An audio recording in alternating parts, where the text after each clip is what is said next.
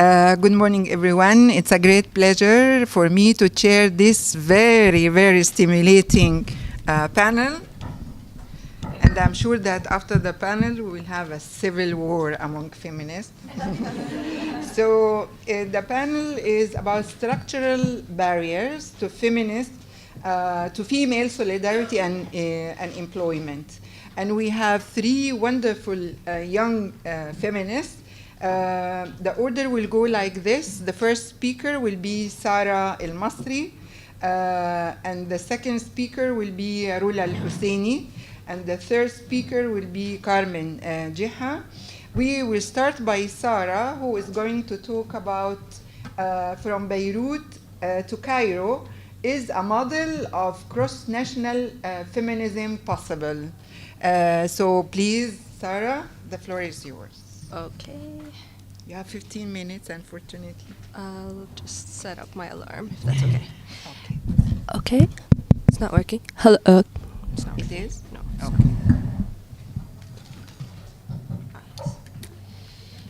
Okay, so thank you very much for having me today. And actually, what I'm really presenting today is still a work in progress. So I really look forward to hearing your feedback and comments and questions towards the end of the session.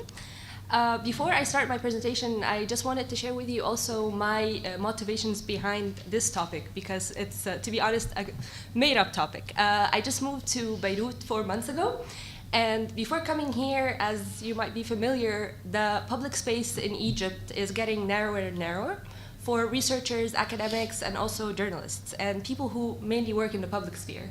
So since I was there, actually, I had friends here in Beirut, also colleagues who relocated from Cairo to Beirut to have the space here and the freedom to actually work in civil society and in academia.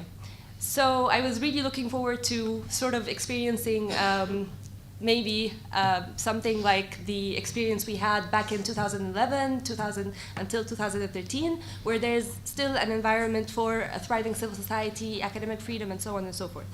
So I started working on this project with Lebanon Support, which is a research center here located in Lebanon, working on civil society and provides a platform for civil society organizations.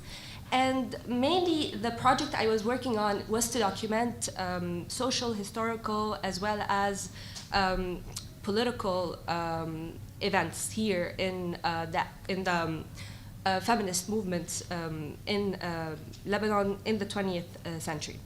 So basically my job was to document not just those events, not just those figures, but also the progression of the movement throughout the 20th century. So from day one, I had to be involved with a lot of archives, a lot of memoirs from pioneering feminists here that I wasn't really familiar with, never heard of, unfortunately. However, what I really found out when I started reading those memoirs was really amazing. I knew about the Nahda experience from the Egyptian side, but I never really heard of it or heard the other side of the story of Beirut. So I started seeing that this actually resonates with a lot of themes that I was reading about before that are related to transnational feminism. And though this is a new or a recent definition that was created towards the end of the 90s, I actually thought that we could read it maybe back in retrospect and see how maybe back in those days there was indeed sort of a model of transnational feminism. However, it didn't stop there. I wanted to actually see whether this model is carrying out or carrying on to the future. So, so basically what I'm doing in this paper that is ongoing and the study is still fresh, I'm trying to look at both sort of paradigms. The Nahda experience, as well as maybe in the next phase of this paper or this project, it would be more of the modern sense of feminist movements in the current time. So I'm looking at literature from the transnational feminism, as well as something that people here familiar with social movements would identify as ideational diffusion or tactical diffusion. So these are the two sort of interdisciplinary frameworks that I'm operating under. And just to provide you very quickly with a definition for transnational feminism, it's been identified as a response for international global feminism, and it's mainly came as a response to concerns of feminists of color, third world feminists, and it's bound to actually movements that are organizing cross borders.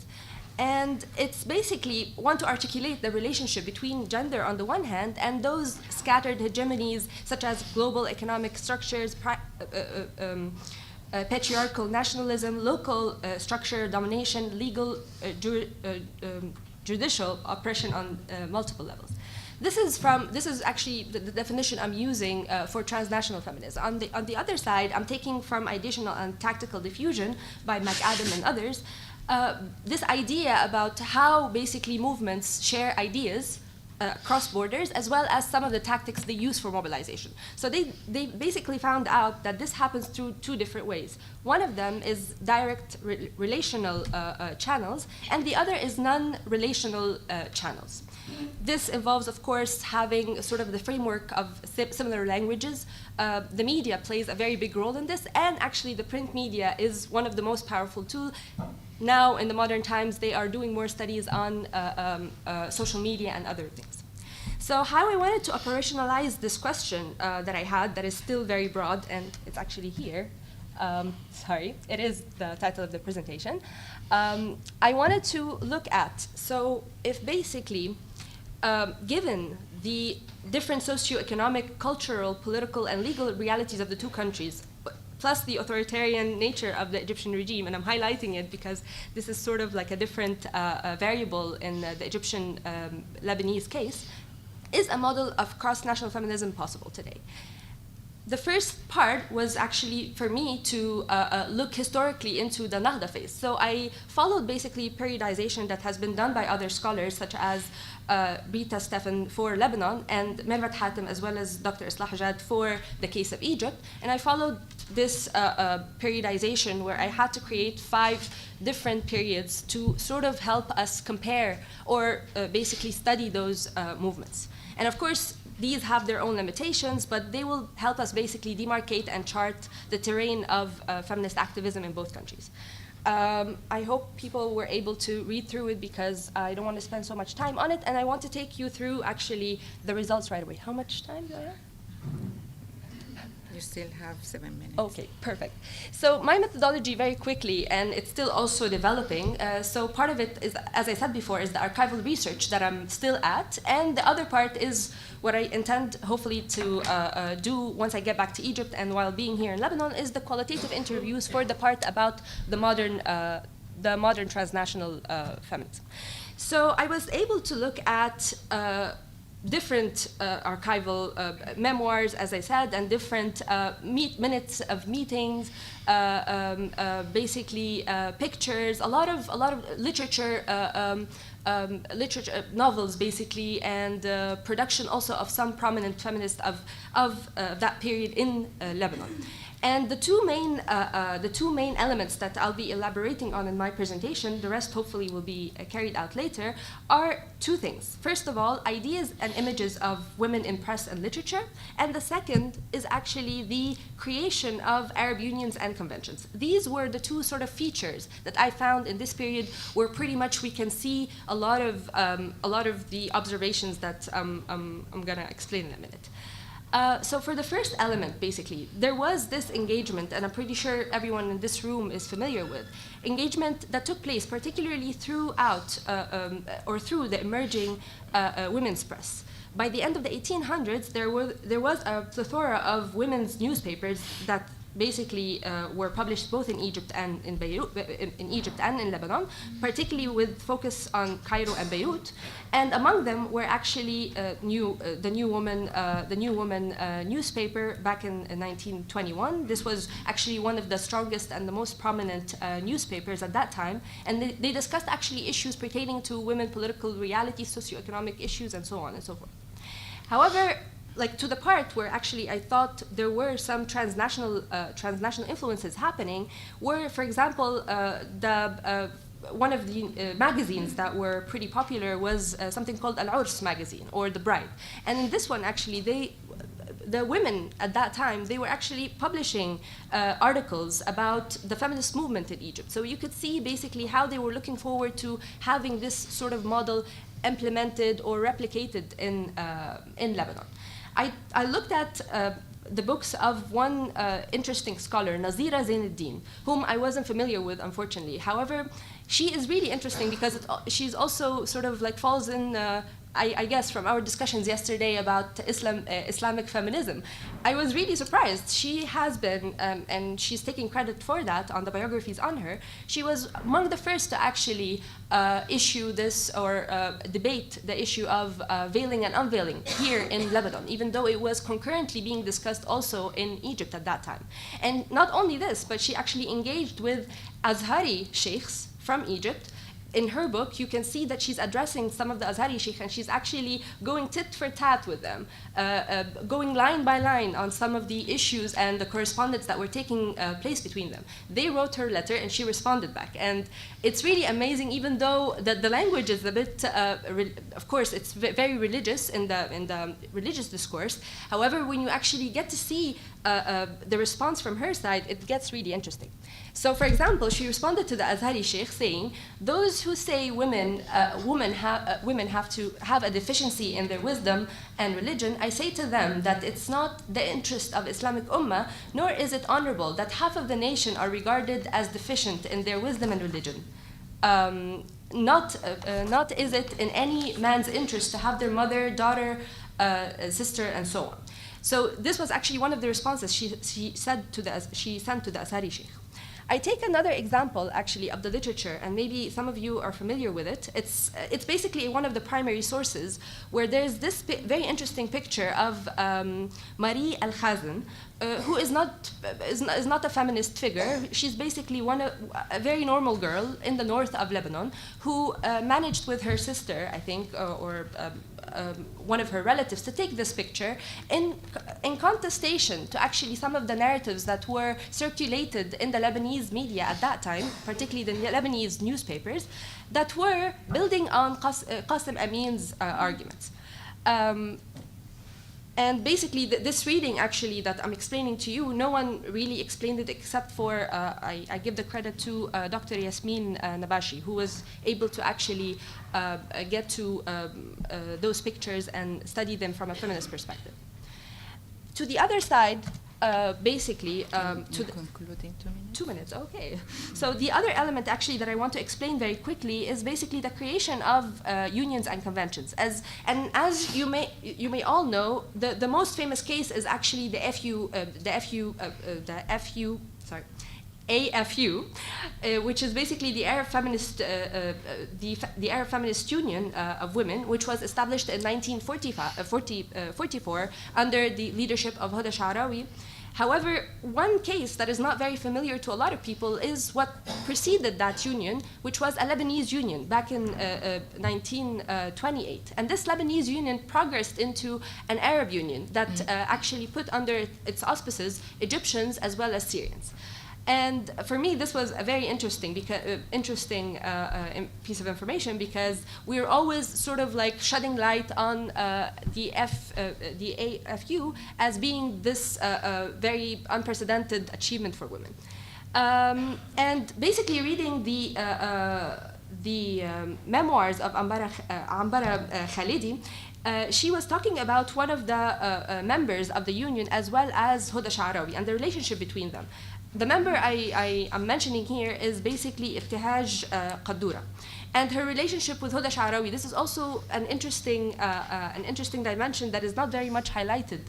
She was saying in her memoirs, although I was never fortunate enough to meet her in person. Her is basically Huda Sha'rawi. The Arab feminist renaissance owes her and her achievements a great debt of gratitude. She must be counted in the very first rank of women who fought for the achievement of Arab women. So on and so forth. I get to the interesting part. We here in Beirut, we closely follow. Oh, sorry, I'm almost done. We follow follow news of the Egyptian feminist movement. Our hearts are filled with pride for their achievements, and their actions can be considered a historic landmark for the feminist movement all over the Arab world. So I know I didn't maybe answer the question that I started with, because still my research is ongoing and it's still not fully done. However, the more I read actually in those memoirs, and the more I get surprised by them, and the more actually I'm left with more questions. So I'm leaving those questions to you so that you could maybe help me to answer them.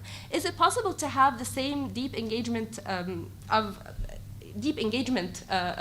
this sort of cross-national feminism of before in today's world, where we basically, where it's much easier to create cross-national alliances, and it's even encouraged by donors, for example.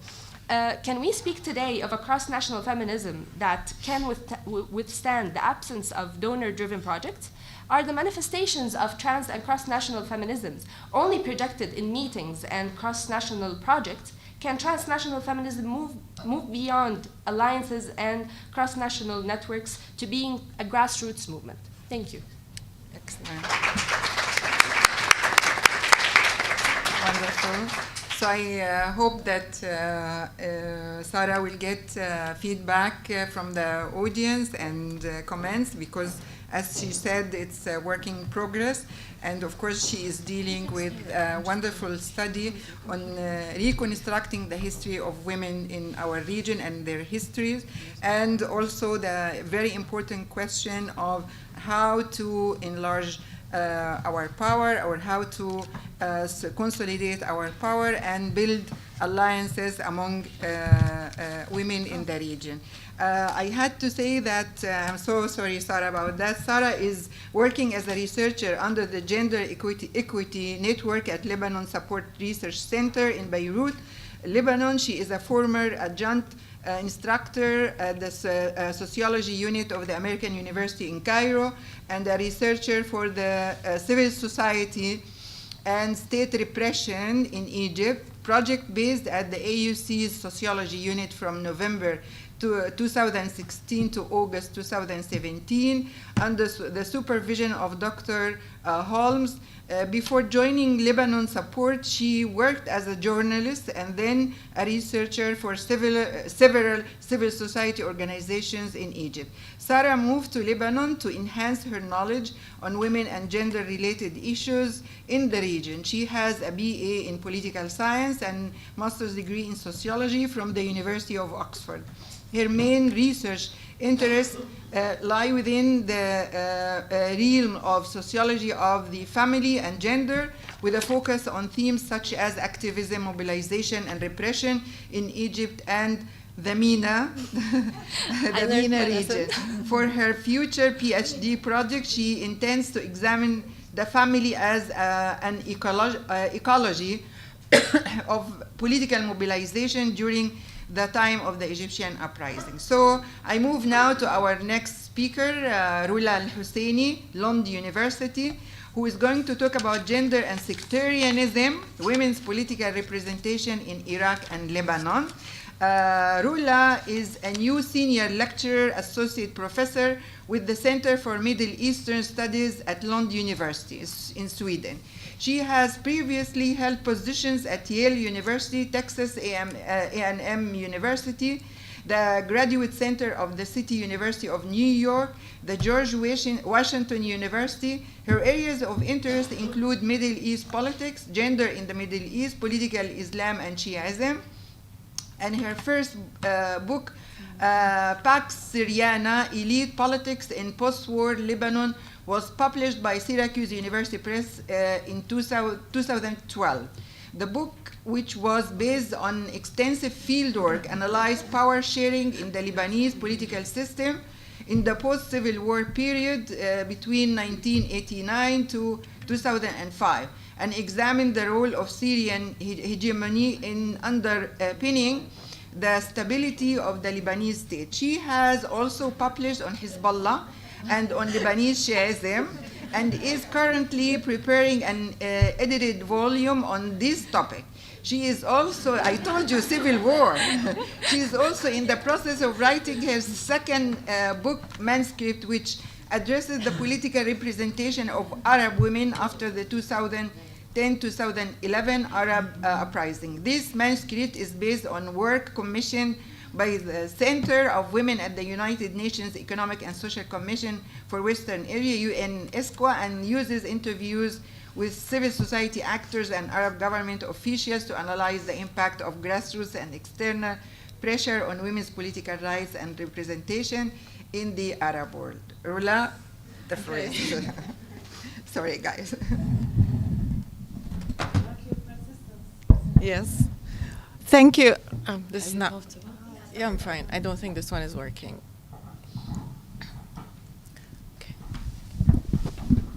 Okay, thank you, Islah, for this very kind introduction. So what I'm presenting today is, actually, I'll put it on this. So what I'm presenting today is a chapter from this book that I am trying to write on women and political representation in the Arab world after the Arab uprising. So comments, especially on the typology I am presenting, are more than welcome. I've received a lot of pushback, especially from practitioners, about my typology. So confronted with both international and internal pressures to democratize, Arab regimes have responded in ways that are both hopeful and contradictory. Demands by the international community that Arab countries do more to conform with the norms of human rights have likely factored in the calculations of the regimes when it comes to including women in the political process. At the same time, however, increasing internal agitation by the public has started to provide an equally important and sometimes dissonant pressure, emphasizing a more genuine and less calculating form of democratic participation for women. This led Arab states to increasingly adopt some form of state feminism, I'm arguing. As democratization struggles continue to expand across the region, it's important to reevaluate the strategies for advancing women's rights and to carefully assess what has and has not been effective. Women constitute half of society, therefore no country can claim that it is democratizing unless women are seriously included in the political process. Nevertheless, the patriarchal powers and other underlying forces that inhibit women's political participation and representation continue to persist. The fluctuating political situation in the Arab region raises important questions for observers and advocates who are interested in supporting women's rights. So this is basically the outline for my presentation. I'll start by defining what I mean with state feminism and stating my argument for this presentation. Then I'll define what I mean by sectarian states before discussing the intersection of gender, sectarianism, and formal politics. And finally, I'll move to an examination of gender and sectarianism in my two case studies, Iraq and Lebanon. So what do I mean by state feminism? The term state feminism is sometimes used to describe top-down approaches to implementing women's rights and advancing women's political participation. Feelings and responses to this term tend to be mixed. Some advocates regard it with approval, others see it as an oxymoron. I take a more neutral stance toward the term, and I regard it as a description of certain practices whose efficacy must be evaluated in an empirical fashion in different political contexts. I use state feminism to mean the use of institutional power to fulfill aspects of the feminist human rights agenda, in contrast to progressive movements from below that promote broad public participation by women in a democratic fashion. So I argue that feminism is used primarily by Arab regimes as an instrument of state legitimization. State-sponsored feminism gives the regimes an ideological tool in their efforts to undermine internal political threats from groups, for example, like the Islamists. And at the same time, it provides them with a means to respond to international feminist critiques and to quell popular feminist or feminine dissent. By giving the impression of modernization and deep-reaching reforms, state feminism in the Arab world seeks to co-opt the impetus towards human rights and democracy, and these results are mixed in terms of their substantive impacts for women. So this is the typology I'm developing. I'm arguing that various countries in the Arab world have different historical trajectories when it comes to their adoption of state feminism, pretty obvious, and I'm dividing these states today into 5 categories. So traditional resilient monarchies, Morocco and Jordan, rentier states, Algeria and Saudi Arabia, and I know they're very different.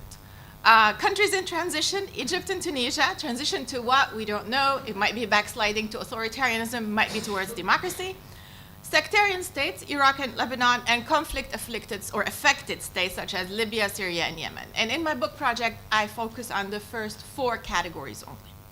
So in this presentation, I will only address one of these categories, namely sectarian states. where I argued that state feminism has been less successful because of the nature of the political system. Indeed, the greatest triumphs for state feminism approaches are, I think, associated with stable, non-sectarian, and non-fragmented regimes. In the sectarian state category here, I will look at pro-women legislation and women's representation in the executive and the legislative. So what are sectarian states? I define, as you can see, I like definitions. I define sectarian states as those states that have not only suffered from sectarian tensions or wars in the 20th and the 21st century, but whose recent history includes a formalization of sectarianism in their politics. This has been referred to as a ta'ifiyya siyasiyya, or political sectarianism. This new phenomenon includes a division of political offices based not on competency or party affiliation or even regional origin, but on sectarian affiliation. It also means that people vote for sectarian leaders as they expect service provision from these leaders. And this concept has been defined by Ismail and Fuller as, quote, the institutionalization of social differences through governmental policy, chiefly through the distribution of office, power, and resources according to a person's or people's affiliations, end of the quote. Political sectarianism has involved a tug-of-war between the different ethnic or sectarian groups to acquire a share of the spoils of the state. Lebanon is a perfect example. This divvying up of shares has even acquired a name, muhasasa, or apportionment. It also entails widespread grand corruption among political actors who use the state as their own cash cow, and also implies the entrenchment of neo-patrimonialism and endemic corruption. So the impact of neo-patrimonialism and corruption on women's political participation and representation should not be underestimated.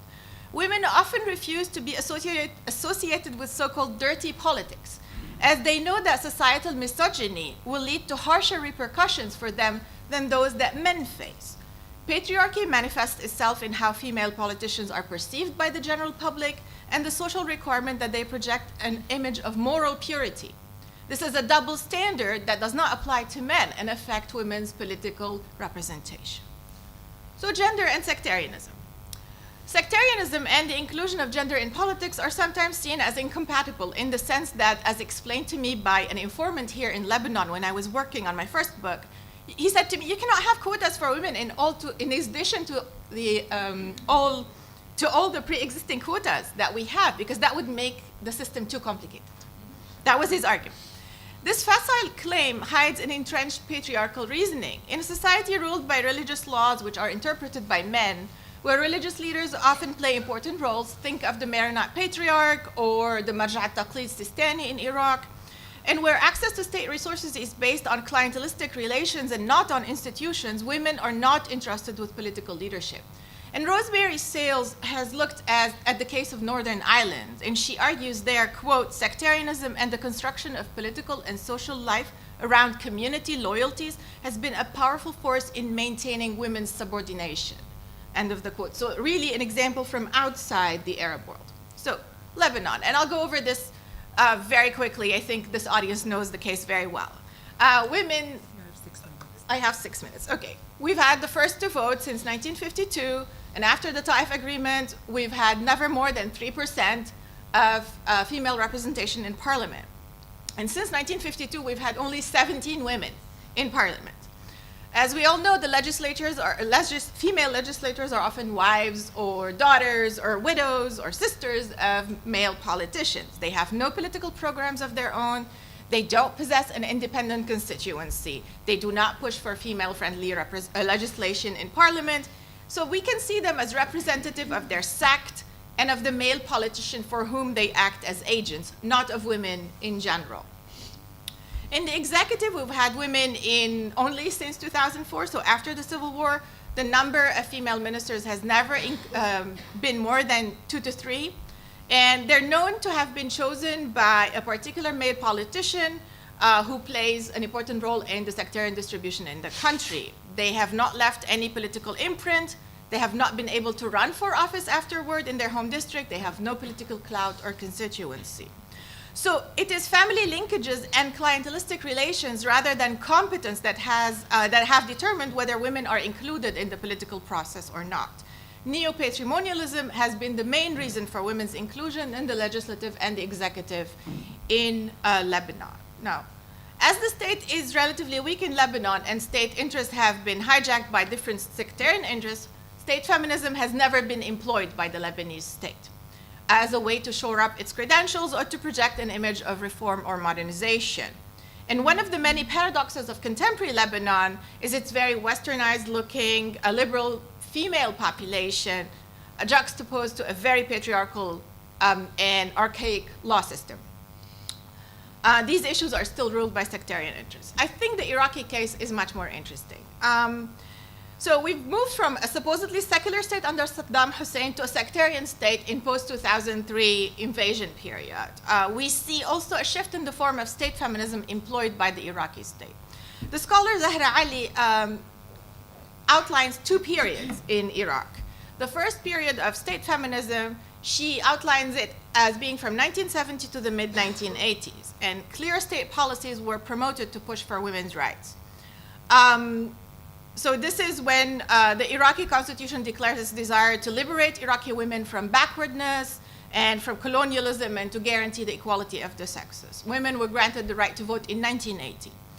And these reforms aimed at questioning the patriarchal norms in place, replacing the authority of the paterfamilias by that of the head of the state. These reforms were partially helped by Iraq's engagement in the Iran-Iraq war at the time. The second period starts from 1985 and is exacerbated by the Gulf War. It is marked by an economic and political weakening of the Ba'ath Party. And counterintuitively, the Ba'ath Party retreats from state feminism to consolidate its base among tribal chiefs and to gain popularity in the areas where political Islam is resurgent. In its new social and political contract after the Gulf War, the Ba'ath Party reaffirms its Islamic and tribal character and that of the Iraqi society. And this government's play on sectarian, tribal, and ethnic identities was an attempt to consolidate its hold on power. It ends up weakening the sense of national belonging of all Iraqis, and the consequences of this exacerbation of subnational identity will be really felt after the US invasion. And the pendulum of state feminism swings back after the US invasion of 2003, and this is where I'm outlining a third period of, we can call it state feminism or women's political representation and participation, seemingly this time in the direction of women's rights. So because of the pressures from grassroots organizations in Iraq, and because of Bush's declared agenda of liberating Muslim women, women were given a quota of 25% in the new Iraqi parliament. And the 2005 Constitution of Iraq, which was passed after the invasion, was written under conditions of American occupation. This meant that the occupiers could experiment and impose quotas for women. I consider this to be a form of state feminism implemented by the new American-influenced Iraqi state. So it's important here to know that women were made at the time to understand that with everything that was at stake in the country, the question of women's rights was secondary, and that parliamentary quota was offered to them as a consolation prize. So in the 12 years since, women have been elected in large numbers in the Iraqi legislatures, and they will probably also be elected in 2018. But are these women representative of their gender, or are they representative of their sectarian group? And preliminary evidence leads me to believe that these women are treated as tokens or as political decors, to quote one female Iraqi candidate. They're not representative of women in the sense of drafting legislation that promotes women's rights. And most recently, as you might know, a female MP pushed for legislation that encourages polygamy. They have also not been pushing against laws that would bring down the age of marriage to 9 in Iraq. So we've seen also a shift in the number of women in the executive. I'm not going to go through that. Let me just conclude briefly. The Lebanese state has never attempted to use state feminism to consolidate its hold on power. We don't have any quotas. We don't push for pro-women laws.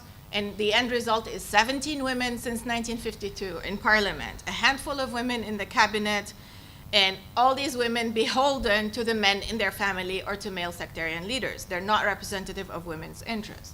Iraq, as I said, is far more interesting. We see these 3 periods of feminism, and with 2003, a new period of state feminism in Iraq, arguably in the direction of women's rights, but not really substantively. So we end up with, I have maintained elsewhere, as I said, this is a book project, that in non-sectarian states, state feminism is of benefit to the state as it legitimizes the role of the state as a force of modernization.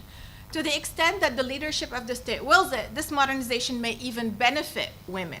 I'm now arguing that in sectarian states, any participation by women is almost entirely as proxies of the male leadership in their sect. Therefore, their limited participation in formal politics does not serve the modernizing ends of state consolidation, nor does it improve the status of women. Thank you for listening. Yes, sorry. I'm going to switch. Can I switch? Yes, of course. Thank you so much, Rula. I just cannot, hold myself. Yes. Just a very short comment. We don't born sectarian. We become sectarian. Of course. Borrowing Simone de Beauvoir.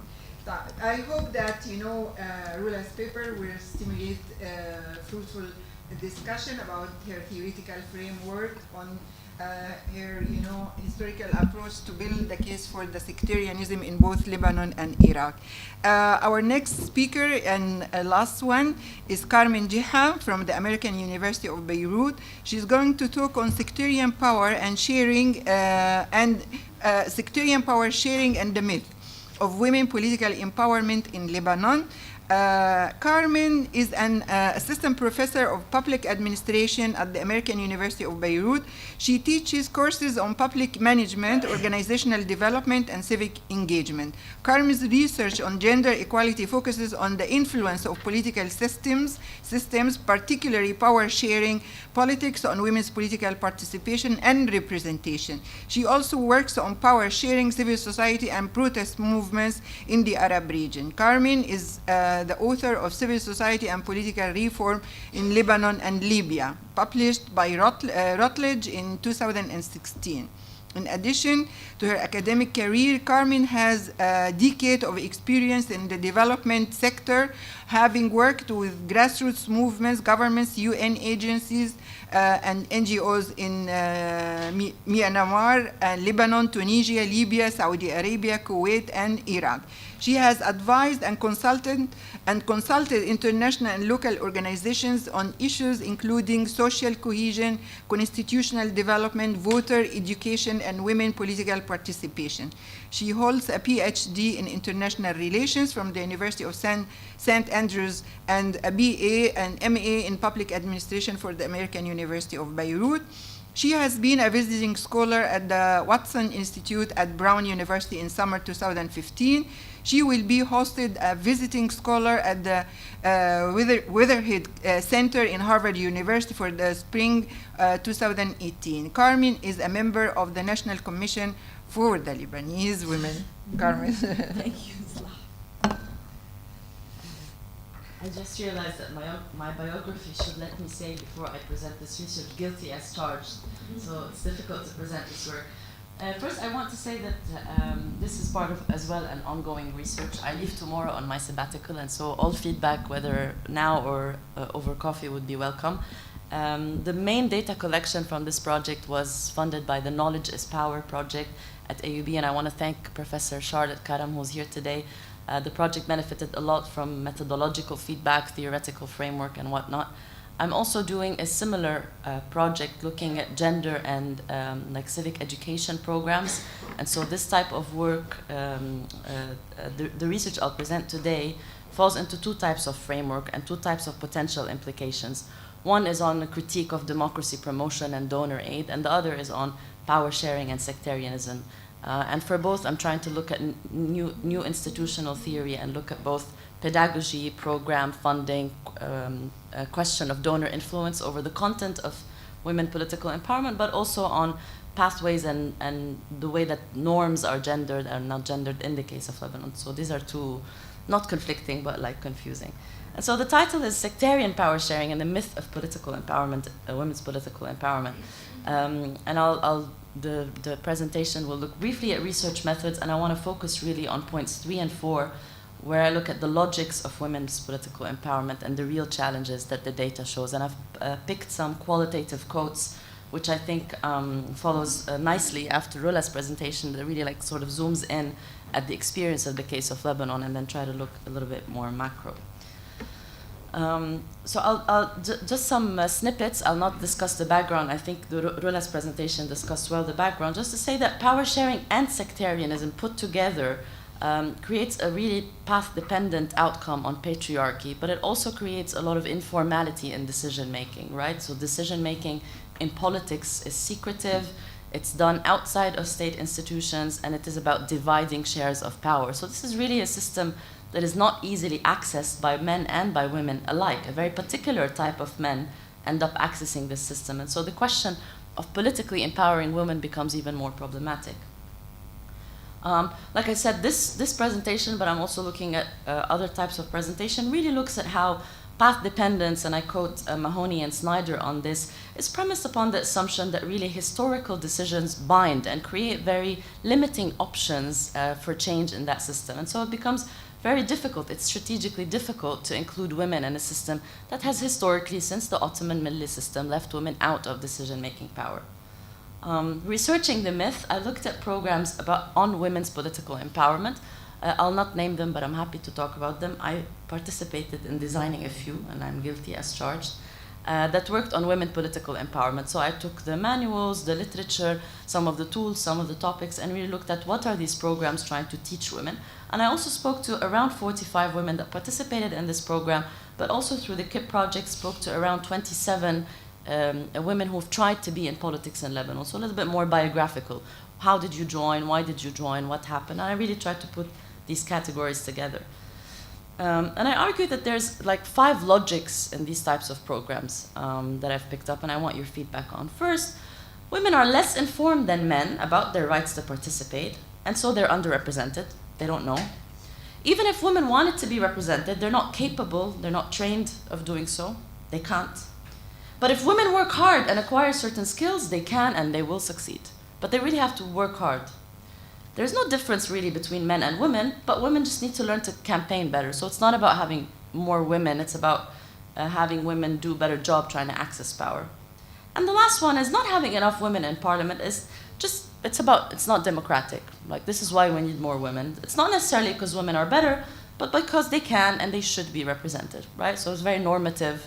It's placing blame in a certain site of inquiry, right? Certain place. Instead, what the data says is that there's 3 key challenges. Number 1 is what I call the challenge of access. So the spaces and structures of decision making. And I'll pick a few because I think it gives a flavor of the data. These programs, quote 1, taught me excellent public speaking skills, but I really have nobody to speak to. I'm unable to make it to the meetings where electoral lists are agreed upon. Those meetings happen after 10 p.m. and there's no way for me even to be there to practice my excellent public speaking skills. The trainer thinks that this must be Sweden. Some of them say Switzerland. And that if we go to our party, we can lobby internally. So this is a structural issue, right? It's the presumption that political party structures, parliament, committees are accessible, that women can go advocate for herself, right? Just like a man would go advocate for himself. But the participant is saying, this is not how it happens here, okay? Decisions are secret, they happen late at night, it's not accessible. Decisions are taken, another quote, in Tehran and Riyadh. How will I ever be invited to those meetings? So question number 1 is a question of accessing women, and this is why I really call it, it's sectarian and it's power sharing. So this combination really makes it inaccessible. The second one is what I call the challenge of feasibility, whether financial, legal, or social infeasibility. No one takes me seriously, even though they all know me. They call me the pretty lady, beautiful face, cute darling. I just don't see that I'll ever be seen as their equal. A last quote, I'm worried to run in my district as a divorced woman with no kids. I think they see me as a failure. Another common set of replies, like the husband, the father is very supportive, right? So one of the participants said, my husband, he's very supportive, and I'm very thankful for that. But even with all of his support, he really does 10% of the job. So realistically, I will never run for office, but I enjoy these training programs because they're networking opportunities to meet other women. And the third is a challenge of patriarchy, right? So masculinity of politics, oppression. Have you seen like Lebanese TV lately? It's aggressive, it's masculine, there are no precedents, there's no example of women in politics. I love my country, but politics is too aggressive for me. I would hate to have to act like them, meaning the men, and need to shout and to bribe my way to get on TV every day. For example, I love learning new things. I come to these programs to learn, but I would hate to end up in parliament. Who wants to be in such a terrible position and get constantly harassed by people and blamed for the country's problems? Let the men do it.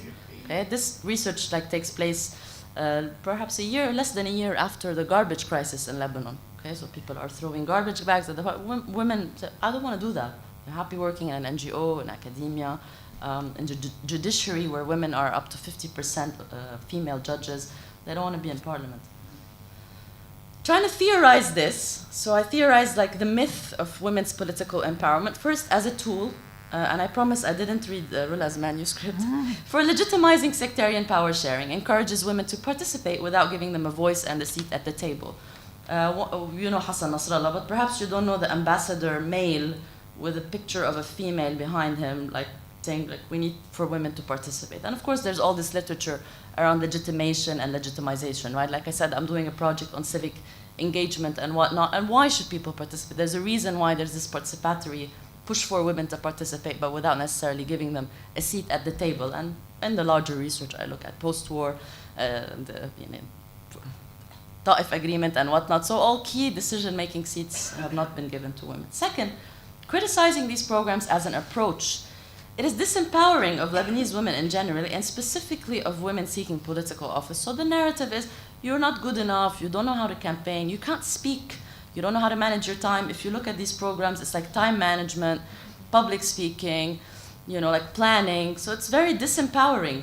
And it's also built on the notion that if she knows better, she can access better, or she's not doing good enough. It's very disempowering.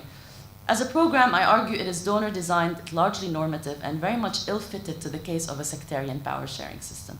The real places where power is, she can't access them. And as a rationale as well, the expectation of change that's based on empowering women, I argue clashes against the realization that sectarian power-sharing system remains resistant to such attempts, and this is where path dependence comes. Some theoretical implications of the myth. So if we want to use historical institutionalism, looking at the implication, the concept of misplaced effort and resources, but also that this constrains options for present and future research. One of the pictures is of a march against women, violence against women, and the other is of an MP who, discussing a rape issue on TV, said that it's probably the woman's fault, she wasn't well dressed. Path dependency as well is another theoretical implication, looking at sectarianism, the informality. I also, in my other book, discuss this notion of partially critical juncture. So yes, mobilization is important, protest movements are important, but elections really and other political mobilization opportunities are at best partially critical, but at worst could also be irrelevant. Just the last few months, the women's quota didn't pass. Yes, some women will run, but this won't be a critical juncture in terms of changing the representation of women. I'm done early, so I didn't mean for this to be as pessimistic, but this panel, thank you. Yeah.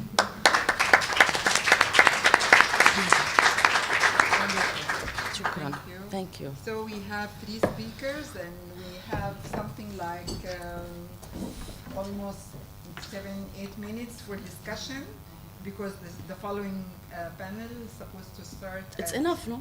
12. So please, Frances.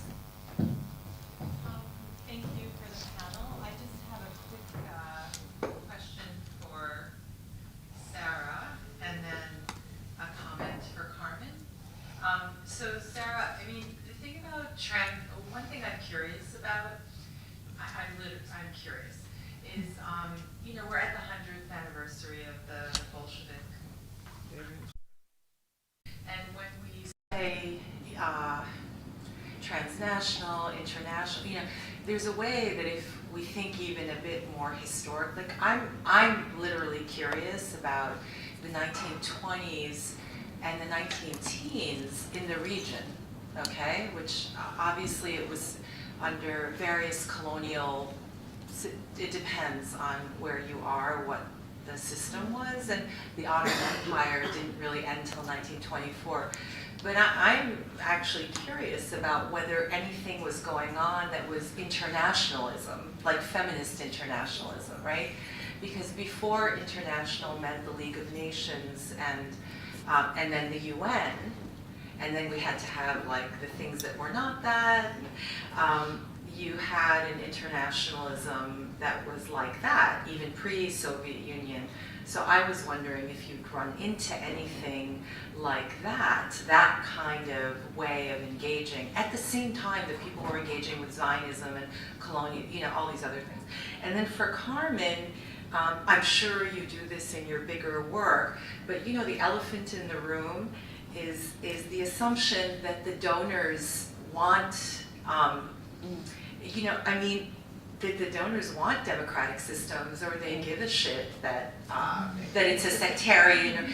In fact, they want the systems to essentially stay, whether it's Saudi Arabia or Iraq or Lebanon, as long as they work for them. So that's what often frustrates me. I was fascinated by the empirical, in both Rula and Carmen's sort of empirical analyses of sectarianism, but I do think it's like being in a paper bag, and then what about if you break out of the bag, then, they don't want that kind of transformation. Thank you.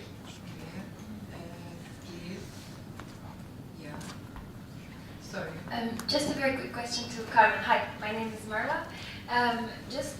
When you talked about the challenge of patriarchy regarding women going into politics, I have a friend who's very young and intending to go into politics in Turkey. So she has the same discourse. Actually, I have the same discourse about how aggressive it is, etc.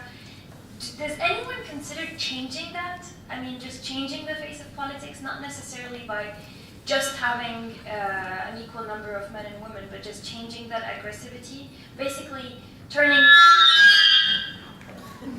Wrong. Okay. But changing, just making it less aggressive and just a better field for them. Yeah, just making it a better field for them to practice politics. Okay, thank you. Please.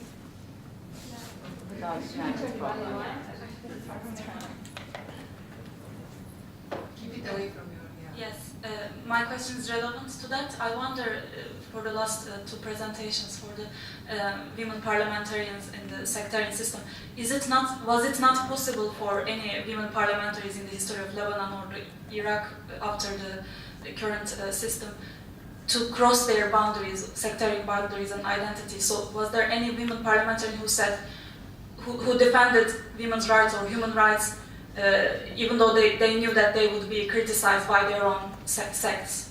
I wonder whether there are any examples, or the system pushes them to just stay in their authorized boundaries. Okay, and please, anyone else? Just one.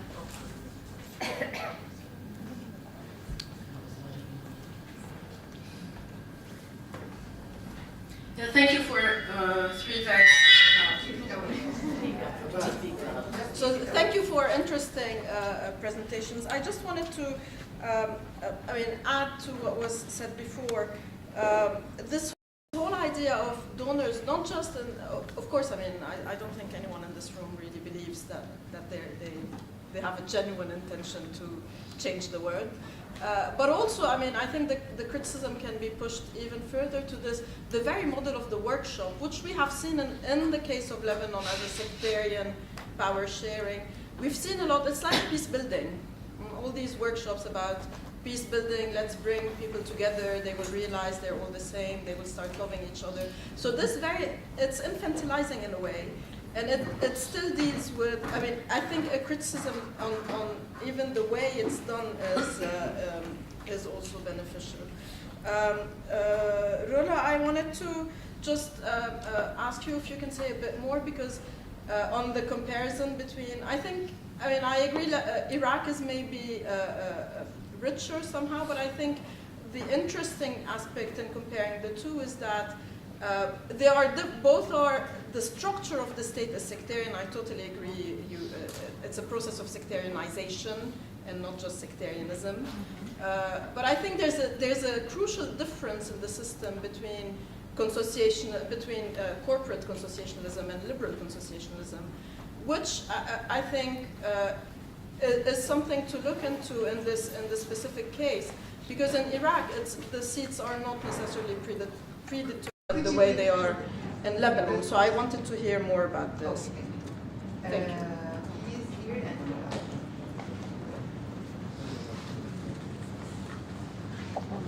maybe you don't want the mic. Okay, can you give it to him, please? Thank you. Probably that's not using the mic. Yeah, maybe this. Doesn't work?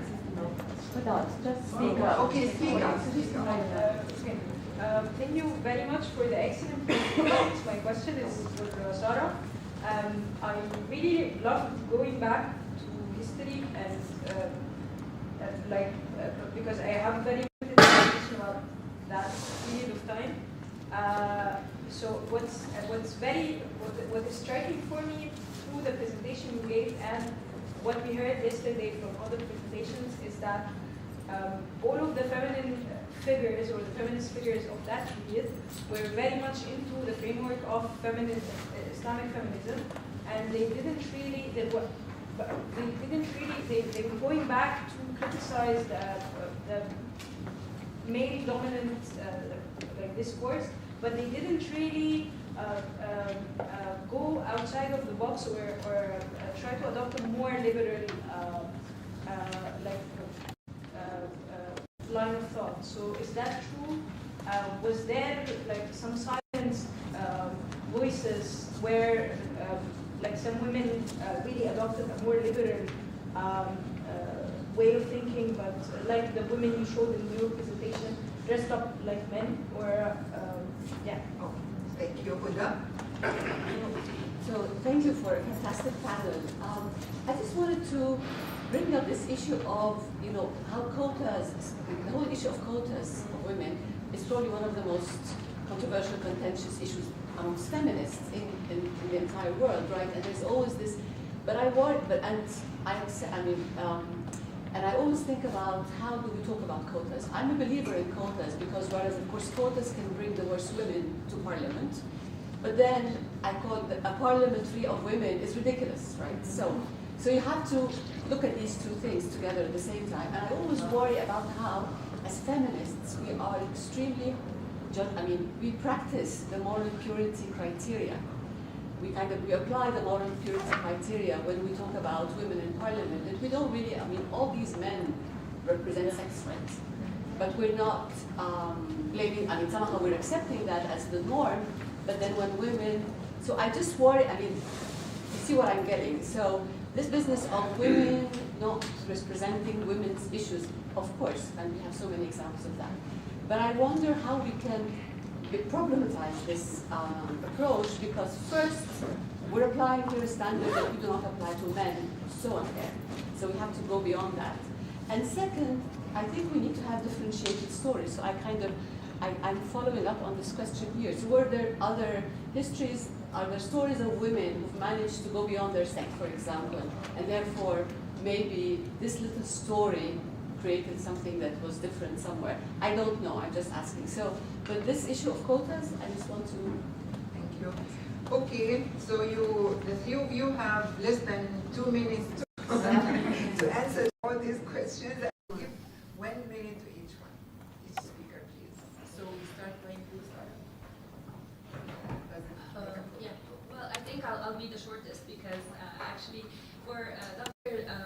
Hasso, actually to answer you, indeed there was actually in the 1800s from the sources I consulted so far, I think it was 1870s or even a little bit before, there was this conference for women actually in Rome, and I think back in, of course, there was another conference back in the 1920s in Paris, and I think elsewhere also that Huda Sha'rawi herself was invited to.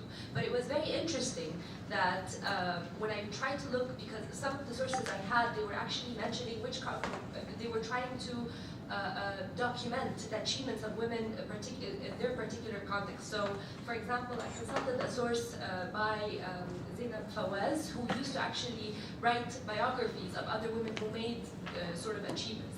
And so far from the lists I looked into, she doesn't mention that Lebanese women, for example, participated in that. So it seemed to me, or at least this is the impression that I got from some of the sources that it was the Egyptian women at that time who were maybe got the invitation first or something along these lines. It wasn't until maybe the 1910s and 15s, when we were 1910 and 1915, that we saw actually in the notes of those meetings that actually women from India and women from Indian women actually invited Lebanese women in addition to Syrian and Egyptians. So this is, I hope I answered your question this way. And for Habiba, thank you also for your question. There were definitely, particularly in Lebanon, there were women who were actually publishing in French. And I think this also gave them some sort of maybe a leeway to actually publish their own progressive ideas, if you want to call it that way. But so far, again, from the people and figures I read their biographies, they were all sort of working within the religious sort of framework. However, they were also very, like, from the work of Nazira, and it's really fascinating to see what kind of ayat and what kind of religious preferences she's using. She's trying sort of to take down the establishment, but like in a very nice way that doesn't really anger religious figures as well as she. However, to surprise you, actually towards the end of, I think, before she dies, or maybe a little bit before, she was actually accused of apostasy by sheikhs at the end of the day, even though she was claiming in her book, throughout the book, every couple of sentences, she say, I'm a believer, and I'm abida wa mu'mina, but like still, at the end of the day, they accuse her of going beyond sort of what she should as a woman. So thank you, Carola. Yes, thank you very much for these questions. Let me address the question about crossing boundaries, defending human rights. To my knowledge, it hasn't happened, but then I haven't investigated the Iraqi case as much as I should have. Yeah. I hear you. Okay. Yeah, keep going. So yeah, I still don't know about Iraq very well in depth, but I don't think I can note any case of boundary crossing in Lebanon. The comparison between Lebanon and Iraq in talking about corporate and liberal consociationalism, I'm not sure I would call either of them liberal consociationalism, so I'm not sure what you mean by that question, but maybe we can talk afterward. Huda, I'm a big fan of quotas too. I argue for quotas for women, and I'm not trying to say that women should be representative of women's issues all the time, or they should pass female-friendly representation. I think that in the sectarian case, we see something worse than what we see in the non-sectarian cases when we have women running on quotas or running with, say, the National Democratic Party of Mubarak. They were towing the party line, true, but towing the party line is very different from, I think, substantively from towing a sectarian line, because sectarianism becomes more entrenched and we've got more cleavages in society. And I think the neo-patrimonialism in the sectarian case becomes much worse, is more linked to corruption. And corruption starts to be associated with certain sects who are in power at this particular moment in time. I don't know if I'm making sense to you here. But I think I'll stop here and let Carmen continue. It's very difficult, but I'm going to answer with an empirically sound opinion, but not with academic, not an academic. But I'll try to answer. I agree, Francis. Yes, donor. I completely agree. I just think that this research also brings further evidence as to where should we focus. And I think I like Jean Makdisi yesterday saying, are we asking the wrong questions? Are we? So I agree totally, and this needs to be included in the study. And Marwa, can you? I mean, if I understood, can you change the system? Basically, that's what you're saying. Can you make politics better in general, and then women would enter? And I think that would require like broad-based mobilization. Short answer, no. Long answer, possible. Everything is possible. The third one on, do we know women that cross the boundaries? Yes, but they are not politicians. I mean, you've seen a lot of Lebanese women at this conference who are friends and feminists and don't identify. In 2009, we lobbied to remove reference to sect on the ID. So yes, in terms of identity, you cannot identify as part of your sect, but doesn't mean that you are a politician.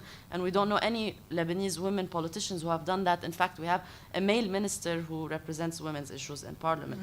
Number 4, Rima, I I will use more like infantilizing, and I like the idea of like critiquing the format of the workshops. I've seen many male trainers train women on like public speaking. And lastly, for Huda,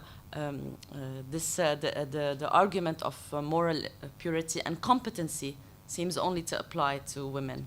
I think that it merits to do a discourse analysis. I haven't done it, but like on Lebanese male politicians, political parties, like evident.